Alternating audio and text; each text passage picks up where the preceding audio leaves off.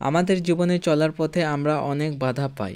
অনেকে এই বাধা পেয়ে থেমে যায়, কিন্তু কয়েকজন এমনও থাকে যারা এই বাধাটাকে পেরিয়ে এগিয়ে যান এবং জীবনে সফল হয়ে যান। আর যে মিস্টার বিনকে আমরা চিনি, তার জীবনেও অনেক বাধা এসেছিল। মিস্টার বিনের অ্যাক্টিং আমাদের হাসায়, কিন্তু তার জীবনে একটি বড় সমস্যা ছিল। সেটি হলো তিনি ঠিকভাবে কথা বলতে পারতেন না। তিনি ছোটবেলা থেকেই তোতলা ছিলেন, তাকে নিয়ে সবাই মজা করত। এছাড়াও তার বাবা ছিল কৃষক। ছোটবেলায় অনেক অভাবের মধ্যে তার জীবন কেটেছিল। আর আপনি জানলে অবাক হবেন, তিনি ছোটবেলায় কখনো কমেডিয়ান হতে চাননি, কিন্তু এই বাধাগুলো পেরিয়ে তিনি আজ সফল ব্যক্তি। এবার প্রশ্ন হলো, মিস্টার বিন এই জায়গায় কীভাবে এলেন, কীভাবে তার জীবনের শুরুটা হয়েছিল। আমরা যাকে মিস্টার বিন নামে জানি, তার আসল নাম রোয়ান অ্যাটকিনসন। রোয়ানের জন্ম হয় 6 জানুয়ারি 1955 সালে ইংল্যান্ডে। তার বাবা একজন সাধারণ চাষি ছিলেন এবং মা ছিলেন হাউসওয়াইফ। তার 3 ভাই বোনের মধ্যে মিস্টার বিনই ছিলেন সব থেকে ছোট।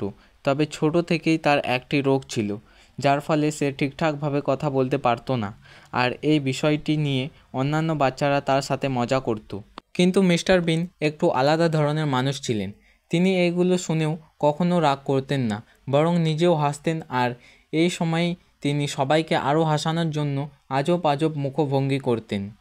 তবে ছোটোবেলা থেকেই তিনি পড়াশোনায় খুব ভালো ছিলেন এবং বড় হয়ে একজন ইলেকট্রিক্যাল ইঞ্জিনিয়ার হতে চেয়েছিলেন। তিনি কখনো এমনটা ভাবেননি যে তিনি একজন সিনেমার হিরো হবেন বা কমেডিয়ান হবেন। বড় হয়ে তিনি ইলেকট্রিক্যাল ইঞ্জিনিয়ারের ওপর নিউ ক্যাসেল ইউনিভার্সিটি থেকে গ্র্যাজুয়েশন কমপ্লিট করেন। আর এরপর তিনি বিখ্যাত অক্সফোর্ড ইউনিভার্সিটি থেকে মাস্টার ডিগ্রি কমপ্লিট করেন। আর এই কলেজে থাকাকালীন তিনি বিভিন্ন নাটকে অভিনয় করা শুরু করেন।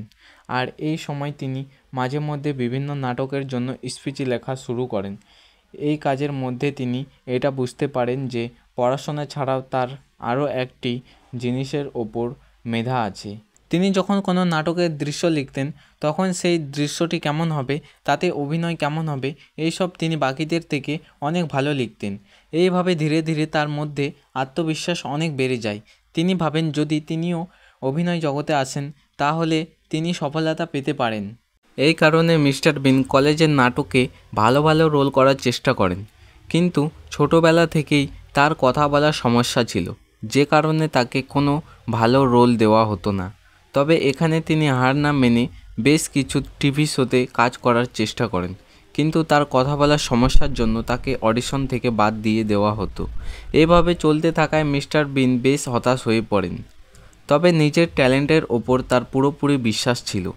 তিনি এই সময় লক্ষ্য করেন, তিনি যখন অভিনয় করেন সেই সময় তার কথা বলতে কোনো সমস্যা হয় না, কারণ তখনও তিনি সফলতা পাননি। এই জায়গায় কোনো সাধারণ মানুষ থাকলে চাকরির রাস্তাটিকেই বেছে নিতেন, কিন্তু মিস্টার বিন কোনো সাধারণ মানুষ ছিলেন না।